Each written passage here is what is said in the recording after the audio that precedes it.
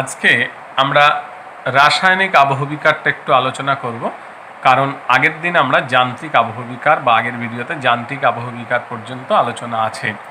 আমি আবার বলছি, এগুলোর বিস্তারিত তোমরা ক্লাস 9-এ পড়েছো, ফলে 9-এর থেকে করে নিলেই কিন্তু তোমাদের হয়ে যাবে। তো তবুও যেহেতু উচ্চ মাধ্যমিকে আছে, একটু জানতে হবে। তো রাসায়নিক আবহবিকারে কি হচ্ছে, শিলার ভৌত পরিবর্তন না, যে অভ্যন্তরীণ যে মূল গঠনের পরিবর্তন সেটা পরিবর্তিত হয়, তাই রাসায়নিক আবহবিকার। এর কি কি প্রক্রিয়াগুলো জানতে হয়। প্রথমে দেখো অঙ্গার যোজন বা কার্বনেশন। এই কার্বনেশন মানে কার্বন ডাই অক্সাইড যুক্ত হবে।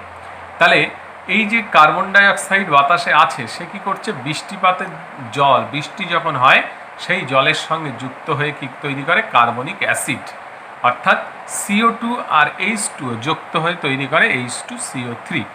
এই H2CO3 অর্থাৎ কার্বনিক অ্যাসিড যদি তোমার চুনাপাথর বা ক্যালসিয়াম কার্বনেট CaCO3-র সঙ্গে অর্থাৎ চুনাপাথরযুক্ত অঞ্চলে পড়ে, তখন তার সঙ্গে রাসায়নিক বিক্রিয়া ঘটে ক্যালসিয়াম বাইকার্বনেট উৎপন্ন করে, অর্থাৎ CaHCO3 উৎপন্ন করে। এরপরে বলছে দেখো জল যোজন বা হাইড্রেশন। তাহলে জল যোজন মানেই বুঝতে পারছো, শিলার সঙ্গে জল যুক্ত হবে। কার না, শিলা মধ্যস্থিত যে খনিজগুলো। তাহলে তার সঙ্গে যদি জল জুড়ে যায় বা জল যোগ হয়, তাহলে কি হবে, সেই শিলার আভ্যন্তরীণ গঠনের পরিবর্তন হয়। তাই এর আর এক নাম জল যোজন বা হাইড্রেশন। তোমরা যে আকরিক, লৌহ আকরিকের নাম, সেটা তোমরা পড়েছো ম্যাগনেটাইট, হেমাটাইট, লিমোনাইট, সিডেরাইট। তাই হেমাটাইটের সঙ্গে যদি জল জুড়ে যায় বা জল যুক্ত হয়, তখন কি হয়, সে তুলনায় নিকৃষ্ট লিমোনাইটে পরিণত হয়। এছাড়াও দেখো অ্যানহাইড্রাইট এবং অলিভিন সার্পেন্টাইনে, মানে অ্যানহাইড্রাইট এবং অলিভিন সার্পেন্টাইনে পরিণত হয়। তাহলে এই যে ব্যাপারটা, তোমাদের যদি বিক্রিয়া দাও তাহলে তোমরা এইটা দিতে পারো, অথবা এই পরেরটাও দিতে পারো, যে কোনো একটা বিক্রিয়া তোমার দিতে হবে। এরপরে আসছে জারণ বা অক্সিডেশন। এটা তোমরা ভৌত বিজ্ঞানেও পড়েছো। তো এখানে যেখানে বলছে যে অক্সিজেনের প্রাধান্য বেশি, অর্থাৎ জল বা জলীয় বাষ্পের উপস্থিতিতে লোহাযুক্ত শিলা খনিজের সঙ্গে বায়ুর অক্সিজেন গ্যাসের সংযোগের ফলে যে রাসায়নিক আবহবিকার ঘটে তাকে জারণ বলা হয় বা অক্সিডেশন। এর ফলে কি হয় না, শিলায় বাদামি বা হলদে রঙের মরিচা পড়ে।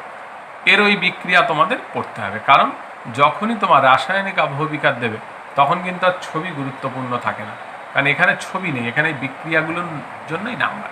যেমন উদাহরণ হিসেবে দেখো ফেরাস অক্সাইড আছে, এর সঙ্গে জলীয় বাষ্পের সঙ্গে এই অক্সিজেন কাজ করলো, করে কি করছে, ফেরিক অক্সাইড। তাহলে এই ফেরাস থেকে ফেরিক অক্সাইড, এটা অক্সিডেশন বা জ্বালা। এবার আর্দ্র বিশ্লেষণ। আর্দ্র বিশ্লেষণ বা হাইড্রোলিসিস, এখানে কি করছে, শিলা মধ্যস্থিত খনিজ অণুর সঙ্গে আয়নিত জলের, অর্থাৎ তোমরা আগে পড়েছো না যে H2O ভেঙে গিয়ে H+OH- হয়। তাহলে এখানে বলছে রাসায়নিক বিক্রিয়া ও বিয়োজনকে একসঙ্গে আর্দ্র বিশ্লেষণ বা হাইড্রোলিসিস বলে। জল কি হচ্ছে, প্রথমে আয়নিত হয়ে, দেখো আমরা লিখে দিচ্ছি HOH, তাহলে হাইড্রোজেন আয়ন H+ এবং হাইড্রক্সিল আয়ন OH- ভেঙে যায়। এরপর তা ফেলসপার জাতীয় খনিজের সঙ্গে বিক্রিয়া করে অ্যালুমিনাস সিলিসিক অ্যাসিড ও পটাশিয়াম হাইড্রক্সাইড উৎপন্ন করে। দেখো এরও বিক্রিয়া আমরা বলে দিয়েছি KAlSi3O8 প্লাস HOH। দেখো শুধু এই H আর K এদের মধ্যে জায়গা চেঞ্জ করে দাও, HAlSi3O8 প্লাস KOH। তাহলে এইটা গেল মূল দুটো আবহবিকার, যান্ত্রিক আর রাসায়নিক। এবার কি আছে, জৈবিক আবহবিকার, মানে জীব জগৎ এর সঙ্গে জড়িয়ে। জীব জগৎ বলতে উদ্ভিদ আর প্রাণী।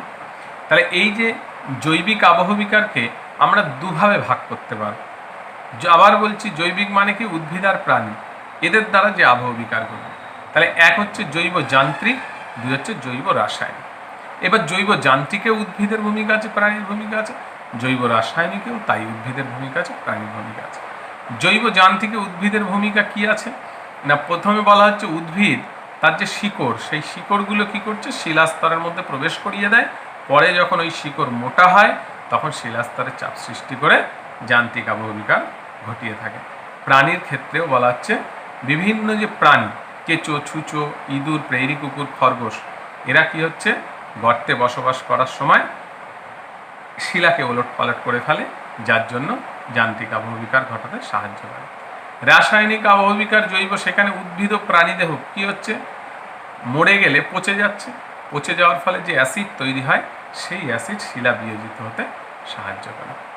এবারে দেখো বারবার বলছি এগুলো কিন্তু সব অল্প অল্প করে আলোচনা, বিস্তারিত আলোচনা ক্লাস 9-এ যান্ত্রিক আবহবিকার, রাসায়নিক আবহবিকার সব বড় করে করানো হয়।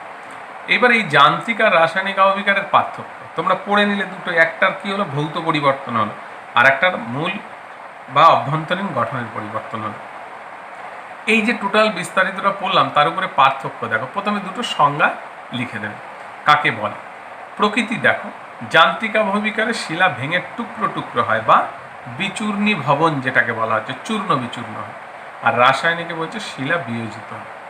পরিবর্তনে এখানে শুধু ভৌত পরিবর্তন, এখানে রাসায়নিক পরিবর্তন হয়।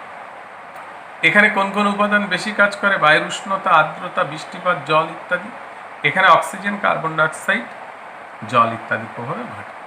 জলবায়ু দেখো, উষ্ণ মরু অঞ্চল ও হিমশীতল জলবায়ু অঞ্চলে, আর এখানে নিরক্ষীয় ক্রান্তীয় মৌসুমী জলবায়ুতে অধিক ঘটে। দেখো এইটা মাঝে মধ্যে শর্ট কোশ্চেন আসে, নিরক্ষীয় জলবায়ুতে কোন আবহবিকার অধিক ঘটে? অনেকে ভুল করে লিখে দেয় যান্ত্রিক আবহবিকার। কেন না, অনেকে লেখে নিরক্ষীয় অঞ্চলে যেহেতু সারা বছর গরম থাকে তাই।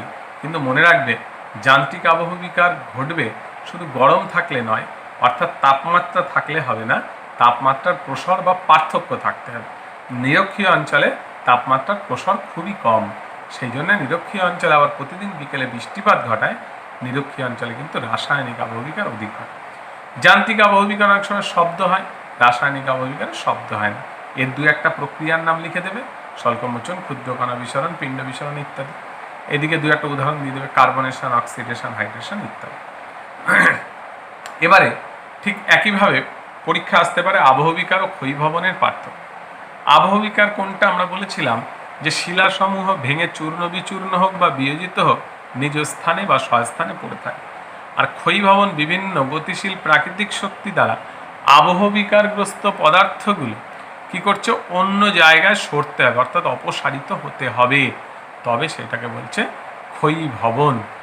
শক্তিতে দেখো, আবহবিকারে বলছে স্থিতিশীল প্রাকৃতিক শক্তি, আর এখানে গতিশীল প্রাকৃতিক শক্তি। কোনগুলো? না, স্থিতিশীলে উষ্ণতা, আর্দ্রতা, বৃষ্টিপাত, আর গতিশীলে নদী, বায়ু, হিমবাহ। স্থানচ্যুতি সংজ্ঞাতে আমরা বলেছি যে আবহবিকার স্বস্থান, অর্থাৎ স্থানচ্যুতি ঘটবে না, তাই এটা স্থৈতিক প্রক্রিয়া। আর এর সঙ্গে এটা অপসারণযুক্ত, তাই এটা গতিশীল প্রক্রিয়া। আবহবিকার খুব ধীর গতিতে হয়, আর ক্ষয়ীভবন খুব দ্রুত গতিতে হয়। প্রক্রিয়া দেখো, যান্ত্রিক, রাসায়নিক, জৈব, এই প্রধান তিনটে প্রক্রিয়া। আর এখানে বলা হচ্ছে আবহবিকার ও অপসারণ প্রক্রিয়ায় ঘটে থাকে। আবহবিকার কি হচ্ছে? ক্ষয়ীভবনকে প্রভাবিত করে, ক্ষয়ীভবন কিন্তু আবহবিকারকে প্রভাবিত করে না। আবহবিকার হলে যেহেতু শিলা সেই জায়গায় পড়ে থাকে, তাই নিচের যে শিলাস্তর সে কিন্তু উন্মুক্ত হয়েও আসে না, কিন্তু উন্মুক্ত হতে সাহায্য করে মাত্র। আর ক্ষয়ীভবন এক্ষেত্রে কি করছে? যেহেতু এই পদার্থগুলো অপসারিত করে নিয়ে যায়, তাই শিলাস্তর উন্মুক্ত, অর্থাৎ নগ্নীভবন ঘটায়। এবারে দেখো, এই যে বারবার পুঞ্জিত ক্ষয় কথাটা বলা হচ্ছে, এটা তোমাদের মাঝে মধ্যে একটা এসএকিউতে আসে যে পুঞ্জিত ক্ষয় বা মাস ওয়াস্টিং কি, সেক্ষেত্রে আমরা কি লিখব? দেখো, পুঞ্জিত ক্ষয় আমি বলছিলাম যে আবহবিকারগ্রস্ত পদার্থ প্রাকৃতিক শক্তির ভূমিকা কিন্তু এখানে নগণ্য। এখানে মূল ভূমিকা যেটা লিখতে হবে পৃথিবীর মাধ্যাকর্ষণ শক্তি বা অভিকর্ষজ বল। এইটা যেন ভুল না।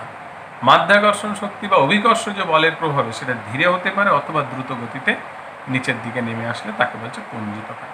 আর নগ্নীভবন আমি প্রথম দিনই বলেছিলাম যে আবহবিকার প্লাস ক্ষয়ীভবন প্লাস পুঞ্জিত ক্ষয় সমান নগ্নীভবন।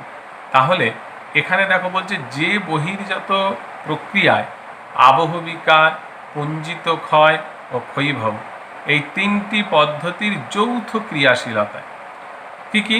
আবহবিকার, পুঞ্জিত ক্ষয় ও ক্ষয়ীভবন এই তিনটি পদ্ধতির যৌথ ক্রিয়াশীলতায় ভূপৃষ্ঠের উপরিভাগের শিলাস্তর বিচ্ছিন্ন হয়ে অপসারিত হয় এবং নিচের শিলাস্তর ভূপৃষ্ঠ উন্মুক্ত হয়ে পড়ে, তাকে নগ্নীভবন বলে।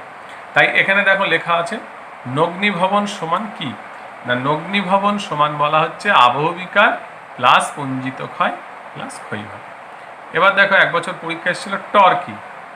টর, তাহলে এই টর যে ভূমিরূপ এটা মূলত গ্রানাইট শিলা গঠিত অঞ্চলের একটা বৈশিষ্ট্য ভূমিরূপ। লিন্টন ভূমিরূপ বিজ্ঞানী বলেছেন যে ক্রান্তীয় অঞ্চলে অনুরূপ গভীর আবহবিকার কার্য যখন ঘটে তখন প্রথম পর্যায়ে কোর স্টোন গঠিত হয়, দ্বিতীয় পর্যায়ের বৈশিষ্ট্য হলো ক্ষয়কার্যের ফলে টর গঠন। এই টর আসলে কিছুটা গোলাকৃতির ভূমিরূপ। এরপরে দেখো মহীভাবক ও গিরিজনী আলোড়নের পার্থক্য। এটা একটুখানি এই অধ্যায়ের যেহেতু আলোচনা রয়েছে, যদিও আমাদের অভ্যন্তরীণ প্রক্রিয়া অত বেশি পড়তে হবে না, কারণ আমাদের এখানে বহির্জাত দিয়ে শুরু। তা এই মহীভাবক আলোড়ন, গিরিজনী আলোড়ন একটু জাস্ট মনে করিয়ে দেয়। মহীভাবক আলোড়ন হচ্ছে যে মহাদেশ সৃষ্টির জন্য গুরুত্বপূর্ণ, আর গিরিজনী হচ্ছে মূলত ভঙ্গিল পর্বত সৃষ্টির জন্য গুরুত্বপূর্ণ। এই মহীভাবক আলোড়ন হয় ভূপৃষ্ঠের সঙ্গে উল্লম্বভাবে, অর্থাৎ ব্যাসার্ধ বরাবর, আর গিরিজনী আলোড়ন হয় অনুভূমিকভাবে, অর্থাৎ স্পর্শক বরাবর। এই মহীভাবক আলোড়ন মহাদেশ বা বিস্তীর্ণ অঞ্চল জুড়ে গঠিত হয়ে থাকে। গিরিজনী আলোড়ন কি হয় না, ভঙ্গিল পার্বত্য অঞ্চল সৃষ্টিতে সেই অঞ্চল জুড়ে ঘটে থাকে। তো এবারে দেখো এই যে লেখা আছে উল্লম্বভাবে বা ব্যাসার্ধ বরাবর, অনুভূমিক বা স্পর্শক বরাবর। আচ্ছা, এক্ষেত্রে শিলাস্তরের চ্যুতি দারুণ ফাটল লক্ষ্য করা যায় মহীভাবক, আর এখানে কি হচ্ছে শিলাস্তরে ভাঁজ লক্ষ্য করা যায়। আর যেহেতু আমরা বহির্জাত প্রক্রিয়া পড়ছি, তাহলে অন্তর্জাতের সঙ্গে বহির্জাত প্রক্রিয়ার কি পার্থক্য না, অন্তর্জাতে ভূ আভ্যন্তরীণ শক্তি কাজ করে, এটা ভূপৃষ্ঠের বাইরে কাজ করে। শক্তি পরিচালন স্রোতের মাধ্যমে এই প্রক্রিয়া বেশি কার্যকর হয়, আর এখানে হচ্ছে আবহবিকার, ক্ষয়ীভবন, নদী, হিমবাহ এরা। প্রকৃতি কি হচ্ছে অন্তর্জাত প্রক্রিয়া প্রথমে ধীরে ধীরে কিংবা দু একটা ক্ষেত্রে হঠাৎ, যেমন ধরো ভূমিকম্প, ভূমিকম্প। আর এই কার্য তুলনায়, অর্থাৎ অন্তর্জাত তুলনায় ধীরে ধীরে কাজ করে। এর ফলে সাধারণত ভূমিরূপ সৃষ্টি হয় অন্তর্জাতের ফলে, আর ভূমিরূপের যে বিভিন্ন পরিবর্তন বা ভাস্কর্য সেটা বহির্জাত প্রক্রিয়া। সৃষ্ট বলছে মহাদেশ, মহাসাগর, পর্বত, মালভূমির সৃষ্টি হয়, আর ক্যানিয়ন, ঝুলন্ত উপত্যকা, গিরিখাত, প্লাবনভূমির সৃষ্টি। রেগোলিথ, রেগোলিথটা কি? এক কথায় বলা হচ্ছে আবহবিকারগ্রস্ত যে পদার্থ তাকেই আমরা রেগোলিথ বলবো। তাই এই রেগোলিথ দুভাবে আসে পরীক্ষায়। এক, আবহবিকারগ্রস্ত পদার্থকে এক কথায় কি বলে, তখন লিখবে রেগোলিথ, অথবা এসে কিউতে আসে রেগোলিথ কাকে বলে। তাই দেখো লেখা হচ্ছে বিভিন্ন আবহবিকার প্রক্রিয়ায় শিলাস্তরের উপরিভাগে চূর্ণ বিচূর্ণ পদার্থ দিয়ে যে হালকা শিথিল স্তর সৃষ্টি হয় তা হলো রেগোলিথ। এই রেগোলিথ থেকেই কিন্তু মৃত্তিকার সৃষ্টি হয়, অর্থাৎ মৃত্তিকা সৃষ্টির একদম প্রাথমিক পর্যায়ে হচ্ছে রেগোলিথের সৃষ্টি বা উৎপত্তি। তাহলে এই প্রথম একদম ছোট্ট একটু অধ্যায়, এটা এই পর্যন্তই থাকলো।